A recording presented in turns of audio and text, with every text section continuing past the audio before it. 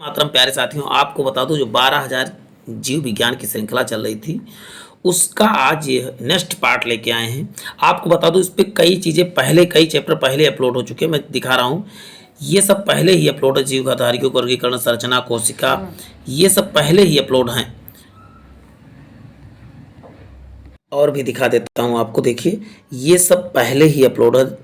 और आज हमारा जो है टॉपिक है, आपको दिखा देता हूँ, अनुवांशिकी एवं आणविक विज्ञान। हम अनुवांशिकी तथा आणविक विज्ञान से संबंधित इसमें शामिल किया जा रहा है। लगभग 70 से 80 प्लस क्वेश्चन है। यदि पूरी वीडियो आप देख लेते हैं तो आपको बता दूं ये समस्या आपकी खत्म होने वाली है। तो चलते हैं। और इसके बाद हमारा चैप्टर क्या होगा, मानव रोग होगा। उसके बाद जो है शब्दावली, जैव विविधता, यानी कि सब टॉपिक आपको इसमें कवर कराए जाएंगे।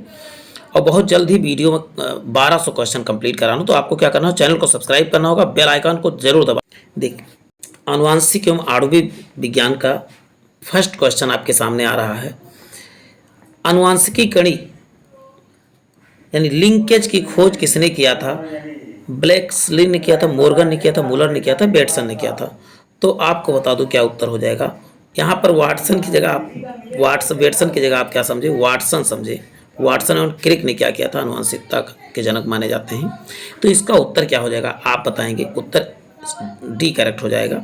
इसमें हिंदी में लिखा हुआ, ऐसा विषाणु जिसमें कैप्सिड अनुपस्थित होते हैं लेकिन केवल न्यूक्लिक अम्ल पाए जाते हैं, केवल न्यूक्लिक अम्ल मौजूद रहते हैं। तो इसका उत्तर क्या हो जाएगा प्यारे साथियों, इसका उत्तर हो जाएगा न्यूक्लियोटाइड। न्यूक्लियोटाइड उपस्थित होंगे तो आप बताओ न्यूक्लिक, तो क्या हो जाएगा, न्यूक्लियोटाइड हो जाएगा। न्यूक्लियोटाइड आपको याद कर लेना है। डीएनए में थायमीन डायमर का गठन किसके द्वारा होता है? थायमीन का गठन किसके द्वारा होता है? आप क्या बताओगे, यूवी किरणों के द्वारा, अल्ट्रावायलेट किरणों के द्वारा जो होता है थायमीन जो है डायमर का गठन किया जाता है। नेक्स्ट है, मेंडल ने मटर के पौधे में किस तरह के विषम लक्षणों की जोड़ी को चयनित किया था? 7 की, 3 की, 4 या 2? तो कितने प्रकार के, तो आप बताओगे 7 प्रकार के जो है जोड़ी में जो है चयनित किया था। 7 प्रकार की जोड़ी के मटरों में जो है इसका प्रयोग किया था। नेक्स्ट है, नाइट्रोजन युक्त क्षार के आधार पर डीएनए और आरएनए से किस प्रकार भिन्न है? तो क्या बताएंगे? इसका उत्तर हो जाएगा थायमीन पाया जाता है। साइटोसिस की जगह देखिए डीएनए में, आरएनए में साइटोसिन पाया जाता है। चलते हैं नेक्स्ट क्वेश्चन। जीन शब्द किसके द्वारा दिया गया सर्वप्रथम? तो जीन शब्द पहले सबसे ज्यादा, जा से जीन और जा से जोहानसन, आपको याद रखना, जा से जीन और जा से जोहानसन। जीन शब्द किसने दिया? तो बताओ जोहानसन ने दिया था। बेबी जॉनसन नहीं, आपको जॉनसन याद रखना है। डीएनए में कौन सी शर्करा उपस्थित होती है? पेंटोज होती है कि जिलेटोज होती है, हेक्सोज होती है या हेप्टुलोज होती है? तो कौन सी शर्करा, मीट कौन था? तो बताओ पेंटोज शर्करा जो है डीएनए में उपस्थित होती है। क्वेश्चन है, सर्वप्रथम डीएनए का विश्लेषण किसके द्वारा किया गया था? या कृत्रिम रूप से डीएनए का विश्लेषण पहली बार किसके द्वारा किया गया था? तो आप बताओगे कि, तो इसका उत्तर हो जाएगा वाटसन और क्रिक ने सबसे पहले जो है डीएनए का विश्लेषण किया था। चलते हैं नेक्स्ट क्वेश्चन देखते हैं। समयुग्मक अप्रभाविक विषम युग्मजीय पौधों का संक्रमण या क्रॉस क्या कहलाता है? यानी विषम अप्रभावी व विषम युग्मजीय पौधों का संक्रमण या क्रॉस क्या कहलाता है? 2 पौधों का क्रॉस क्या कहलाता है? तो आप क्या बताओगे, टेस्ट क्रॉस कहलाता है। यानी विभिन्न प्रकार के पौधों को क्रॉस कराना या उनके गुण एक दूसरे गुण आपस में मिलाना क्या कहलाता है? टेस्ट क्रॉस कहलाता है। आनुवंशिकता के संकेतों व लक्षणों को एक पीढ़ी से दूसरी पीढ़ी तक हस्तांतरित किसके द्वारा किया जाता है? तो इसका उत्तर क्या हो जाएगा प्यारे साथियों? इसका उत्तर डीएनए जो क्या करता है, गुणों को एक पीढ़ी से दूसरी पीढ़ी में ट्रांसफर करता है। नेक्स्ट क्वेश्चन है, कौन सी प्रक्रिया परखनली शिशु को सही तरीके से समझाती है? परखनली शिशु को कौन सही तरीके से समझाती है? तो इसका उत्तर प्यारे साथियों क्या हो जाएगा? तो इसका उत्तर हो जाएगा आपको, जब निषेचन बाहर हो और विकास क्या हो, परखनली में हो, ये जो है सही तरीके से समझाती है। नेक्स्ट क्वेश्चन देखते हैं, गुणसूत्र किन में मिलकर बना होता है? गुणसूत्र किसके किससे मिलकर बनता है? तो इसका उत्तर हो जाए डीएनए और तथा प्रोटीन से क्या बनते हैं, गुणसूत्र बनते हैं। चलते हैं नेक्स्ट क्वेश्चन, कौन सा गुणसूत्रीय मेल मानव में पुरुषत्व के लिए जिम्मेदार है? पुरुषत्व के लिए तो आप क्या बताओगे, यक्स वाई क्या होता है, पुरुषों में पुरुषत्व के लिए जिम्मेदार है। तो यानी ऑप्शन क्या हो जाएगा, यक्स और वाई हो जाएगा। चलते हैं नेक्स्ट क्वेश्चन देखते हैं, डीएनए का कोडिंग का खंड क्या कहलाता है? कोटोन कहलाता है, म्यूटोन कहलाता है, इंट्रोन कहलाता है, एक्सॉन कहलाता है। तो इसका उत्तर क्या हो जाएगा? डीएनए का कोडिंग खंड क्या कहलाता है? तो बताओ, एक्सॉन कहलाता है। चलते हैं, किसकी पहचान के लिए डीएनए फिंगरप्रिंटिंग का प्रयोग किया जाता है? तो आप बताओगे अभिभावक का, बलात्कारी का, चोर, इन सभी का पहचान के लिए हम डीएनए फिंगरप्रिंट का प्रयोग करते हैं। चलते हैं साथियों, नेक्स्ट क्वेश्चन देखते हैं। नेक्स्ट क्वेश्चन है, डॉली नामक विश्व में प्रथम क्लोन जानवर कौन थी? तो पहला ऑप्शन भेड़, दूसरा गाय की, बकरी की, सूअर। तो डॉली क्या थी? तो आप क्या बताओगे प्यारे साथियों? डॉली एक क्या थी? भेड़ थी। नेक्स्ट क्वेश्चन देखते हैं, ब्रिटेन में भारतीय क्लोनिंग की अनुमति किस उद्देश्य के लिए की गई थी? तो इसका पहला है प्रजनन की अनुसंधान की चिकित्सीय की, अनुवांशिकी। तो इसका उत्तर प्यारे साथियों क्या हो जाएगा? चिकित्सकीय कार्य के लिए जो है अनुमति दी थी, क्लोनिंग अनुमति अमेरिका को दिया गया था, ब्रिटेन को दिया गया था। एचवाईवी का पूर्ण रूप क्या होता है? तो पहला है high yielding variety, human aloe virus, high yielding variety, या ह्यूमन थैलो वैक्सीन। तो इसका उत्तर क्या हो जाएगा? हाई यील्डिंग वेराइटी, यानी कि ऑप्शन सी या ऑप्शन सा करेक्ट हो जाएगा। नेक्स्ट है, डीएनए टेस्ट का विकास किसने किया था? डीएनए फिंगरप्रिंटिंग कह सकते हो। तो क्या हो जाएगा? पहला ऑप्शन एलिच जेफरेज ने, बी के कश्यप ने, वाटसन और क्रिक ने, ग्रेगर जॉन मंडल ने। तो इसका उत्तर हो जाएगा परीक्षण का विकास किसने किया था? तो आपको बता दूं, डॉक्टर एलिफ जेफरेज ने जो है डीएनए टेस्ट परीक्षण का आविष्कार किया था। चलते हैं, ग्रेगर जॉन मंडल की अवधारणा सिद्धांत किस लिए प्रसिद्ध है? उत्परिवर्तन की, आनुवंशिकता के, कोशिकावाद के, या एक्वायर्ड लक्षणों के सिद्धांत। तो अभी सभी लोग जानते होंगे आनुवंशिकता का नियम किसने दिया था? तो बताओगे ग्रेगर जॉन मेंडल ने दिया था। क्वेश्चन है, जीएम फूड शब्द किस तरह के भोजन के लिए किया जाता है? जो आनुवांशिक उपायों के अनुरूप विकसित हुआ करते थे, जो आनुवांशिक रूप से संशोधित हो, जो भौगोलिक रूप से संशोधित किया गए हों, जिनमें ग्लूकोज का उपापचयन उच्च स्तरीय हो। तो इसका उत्तर क्या हो जाएगा? जो आनुवांशिक रूप से क्या हो? संशोधित हो, यानी ऑप्शन बी करेक्ट हो जाएगा। चलते हैं, बच्चे में लिंग का निर्धारण कौन करता है? पिता का गुणसूत्र, माता का गुणसूत्र, अवयव का आरएस फैक्टर, या पिता का रक्त समूह। तो इसका उत्तर लिंग का निर्धारण आपको बता दूं, पिता का वाई गुणसूत्र करता है, यानी ऑप्शन ए करेक्ट हो जाएगा। सरतरपड़ भेड़ क्लोन का नाम क्या था? देखिए क्वेश्चन पीछे ही मिल चुका है, तो आप सबको इसका आंसर पता होगा। क्या थी? डॉली नाम की भेड़ थी, यानी ऑप्शन क्या हो जाएगा? इसका बी करेक्ट हो जाएगा। परखनली शिशु का तात्पर्य है कि परखनली के अंदर शिशु का विकास, भ्रूण का गर्भाशय में निषेचन तथा परखनली में विकास, भ्रूण का निषेचन विकास दोनों गर्भाशय में, भ्रूण पहले भ्रूण का प्रयोगशाला में, फिर परखनली के निषेचन बाद में गर्भनाल में। तो इसका उत्तर सभी लोग कमेंट बॉक्स में भी साथ साथ करते रहें। तो इसका उत्तर क्या हो जाएगा प्यारे साथियों? इसका उत्तर जो है ऑप्शन डी करेक्ट हो जाएगा। चलते ही नेक्स्ट क्वेश्चन देखते हैं, घोड़े और गधे के संकर को क्या कहा जाता है? तो घोड़े तथा पोनी कहा जाता है, कोल्ब कहा जाता है, मूल कहा जाता है, जेब कहा जाता है। घोड़े तथा गधे के जो है उसको मूल नहीं, इसे खच्चर कहा जाता है। इसमें कोई भी ऑप्शन सही नहीं है, खच्चर कहा जाता है। घोड़े तथा गधे के संकर को खच्चर कहा जाता है। चलते हैं, मानव डिंब में कुल कितने गुणसूत्र होते हैं? तो कुल कितने कहा तो आप बताओगे? टोटल 46 गुणसूत्र होते हैं, या सॉरी केवल डिंब में, केवल महिलाओं में कितना कहा है? तो 23 सही है, करेक्ट है। डिंब में केवल 23 होते हैं, सही। जीन जिन्हें वंशानुगत इकाई कहा जाता है कहाँ पर उपस्थित होते हैं? केंद्रक झिल्ली में, गुणसूत्र में, लाइसोसोम में, कोशिका झिल्ली में। तो इसका उत्तर प्यारे साथियों क्या हो जाएगा? आपको जीन कहाँ पर उपस्थित होते हैं? तो आप बताओगे गुणसूत्र में जीन उपस्थित होते हैं। साथ साथ कमेंट बॉक्स में आंसर सभी लोग करते रहें। जीन की कुल कितनी संख्या वंशानुगत होकर संतान में पहुँचती है? पिता से ज़्यादा कि माता से ज़्यादा कि दोनों अभिभावक समान, या माता से ज़्यादा? तो इसका उत्तर क्या हो जाएगा प्यारे साथियों? जीन की कुल दोनों अभिभावकों से समान रूप से जो है पहुँचती है, 23 पुरुष से और 23 महिला से। परखनली शिशु में, तो इसका उत्तर क्या हो जाएगा प्यारे साथियों? डायरेक्ट हम उत्तर देखें, नहीं वीडियो बहुत लंबी हो जाएगी, सब पढ़ेंगे। डिंब या अंड का निषेचन होकर केवल परखनली में विकास होता है, याद रखना है। चलते हैं, निम्नलिखित में कौन सी वंशानुगत बीमारी है? कौन सा वंशानुगत बीमारी है? तो हीमोफीलिया है, कि मायोपिया है, कि रक्तअल्पता है, कि ल्यूकेमिया है? तो इसका उत्तर क्या? हीमोफीलिया क्या है? एक अनुवांशिक बीमारी, इसमें रक्त का थक्का इसमें नहीं जमता है। निम्नलिखित में से किन कारणों से जन्म के पूर्व ही संतान के लिंग निर्धारण होता है? तो पिता के शुक्राणु से, माता के भ्रूण से, या ए विधु को माता के परिपोषण से। तो क्या होगा, लिंग का निर्धारण पिता के जो है गुणसूत्र से होता है, शुक्राणु से होता कह सकते हैं। निम्नलिखित में से कौन सा कथन सत्य है, कौन सा कथन सत्य है? तो इसका उत्तर क्या हो जाएगा प्यारे साथियों, कि अधिकतर जीवधारुओं में डीएनए जो है आनुवांशिक पदार्थ होता है, अधिकतर जीवाणुओं में। चलते हैं नेक्स्ट क्वेश्चन देखते हैं। आंग्ल न्यूबिनियन किसकी प्रजाति है? भेड़ की है कि बकरी की है कि कुक्कुट की है कि मवेशी की है?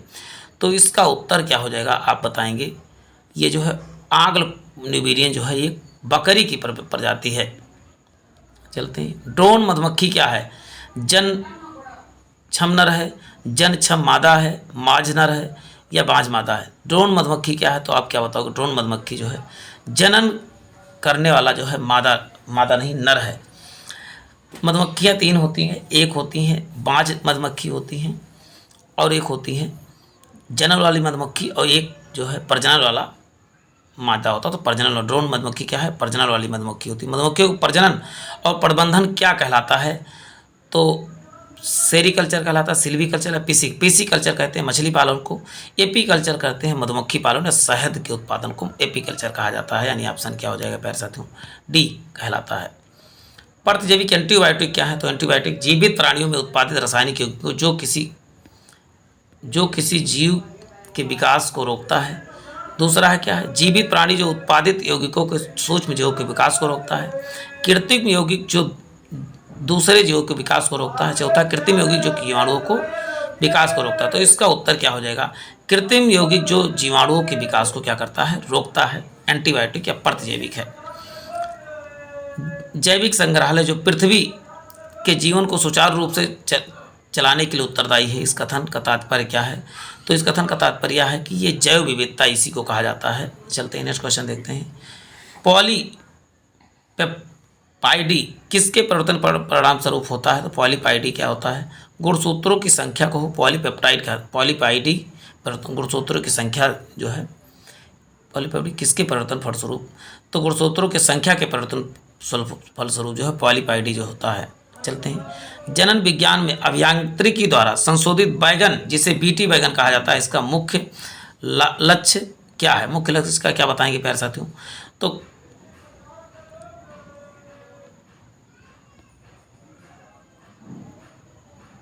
इसका उत्तर क्या हो जाएगा आपको बता दूं, कीट प्रतिरोधी हेतु इसका कार्य होता है। चलते हैं नेक्स्ट क्वेश्चन देखते हैं प्यारे साथियों।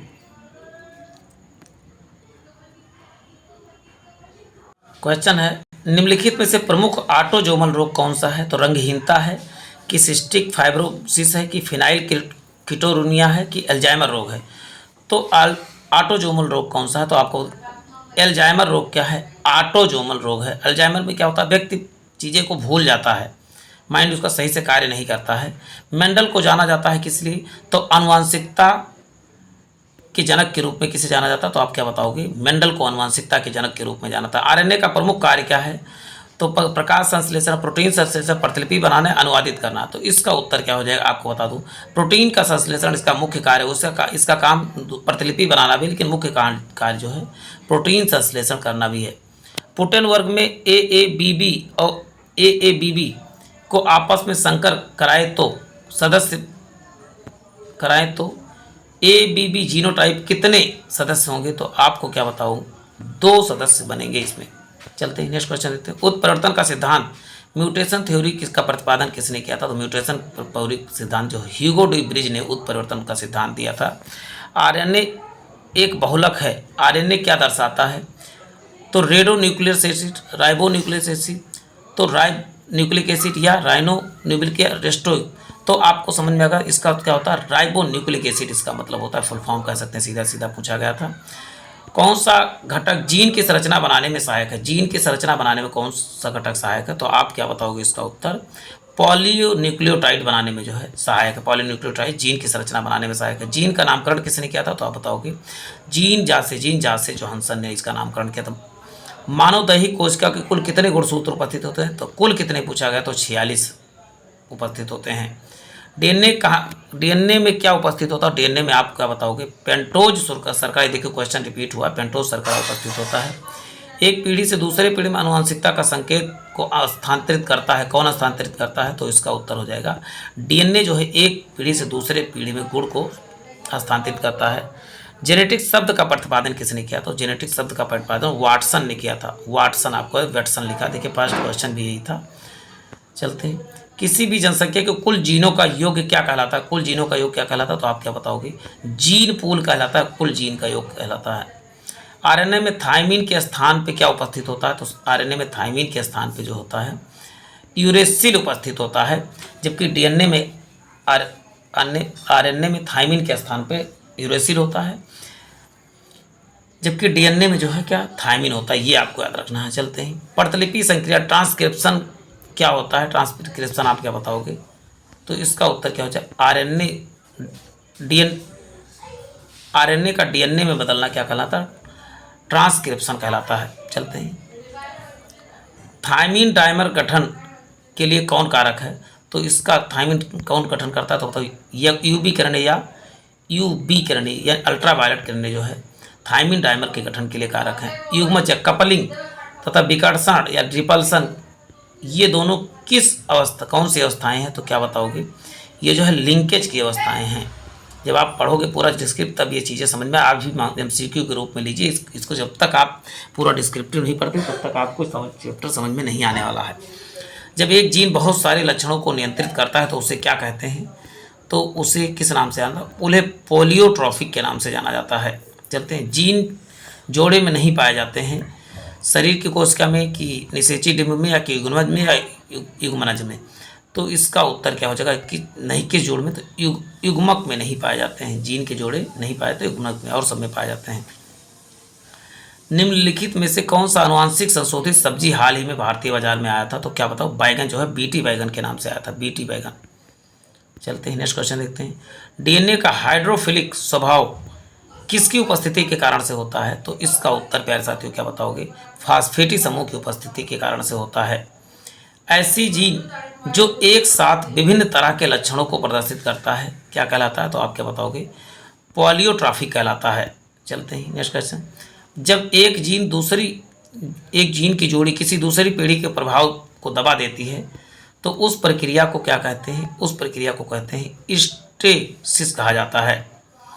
डाउन सिंड्रोम से पीड़ित व्यक्ति किस रोग से ग्रसित होने की संभावना होती? तो आप क्या बताओगे? डाउन सिंड्रोम से तो अल्जाइमर रोग से पीड़ित हो जाता है डाउन सिंड्रोम से पीड़ित व्यक्ति। प्रतिलिपि क्रिया रेप्लिकेशन के दौरान डीएनए कुंडलन को कौन सा एंजाइम तनाव मुक्त अकुंडलित करता है? तो क्या बताएंगे इसका उत्तर? तो इसका उत्तर हो जाएगा हेलिकेज जो है ऐसा करता है। चलते हैं, नेक्स्ट क्वेश्चन देखते हैं। झिल्लीदार गला या ब्लैक नेक किसका लक्षण है? तो इसका उत्तर क्या बताओगे? टर्नर सिंड्रोम का लक्षण जो होता है ब्लैक नेक होता है। कौन सा मानव आनुवंशिकी विकार में संलग्नता से संबंधित है? हीमोफीलिया है, कि सिस्टिक फाइब्रिस है, या रंगहीनता, या पीकेयू है? तो इसका उत्तर क्या हो जाएगा? हीमोफीलिया है, लिंग सहिष्णुता से फैलता है। डीएनए के वर्ण अतिशोषण कब दर्शाता है? तो इसका उत्तर क्या हो जाएगा? आप बता दो। तापन से दर्शाता है। बहुत जल्दी 70 क्वेश्चन खत्म होने वाले हैं। निम्नलिखित में से दिए गए जीव विज्ञान की किस शाखा के वंशगतता एवं परिवर्तन का अध्ययन किया था? तो इसका उत्तर क्या हो जाएगा प्यारे साथियों? अनुवांशिकता का अध्ययन किया था। क्वेश्चन है, निम्नलिखित में कौन सा मानवीय अवशेषी अंग नहीं है? कौन सा अवशेषी अंग नहीं है? तो इसमें आपको बता दूं, थायराइड ग्लैंड जो है अवशेषी अंग नहीं है, और सभी जो है अवशेषी अंग है। अवशेषी मतलब जिनका ये प्रयोग अब हम नहीं करते हैं। बीटी बीज तैयार किए जाते हैं किसके? तो आप बताओ, बीटी बीज कौन थे? तो आप किसके लिए तैयार किए गए? तो आप बताओ, कपास का बीटी बीज तैयार किया गया था। चलते हैं, निम्नलिखित में कौन सा मानवीय अवशेषी अंग है? तो अक्लदाढ़ जो है मानवीय अवशेषी अंग है, इसका प्रयोग अब हम नहीं करते हैं। चलते हैं, निम्नलिखित में से कौन सा मानवीय अवशेषी अंग है? तो इसमें क्या है? अवशेषी पुंछ या अपेंडिक्स जो है क्या है? अवशेषी अंग है। निम्नलिखित में किसका विकास के सिद्धांत के बारे में बताया था? विकास सिद्धांत के बारे में तो आप जानते हैं, डार्विन ने जो है विकासवाद का सिद्धांत दिया था। डीएनए का पूर्ण रूप क्या होता है? तो डीऑक्सीराइबोन्यूक्लिक अम्ल होता है। तो प्यारे साथियों, आज का सेशन यही समाप्त होता है। फिर मिलते हैं। जय हिंद, जय भारत।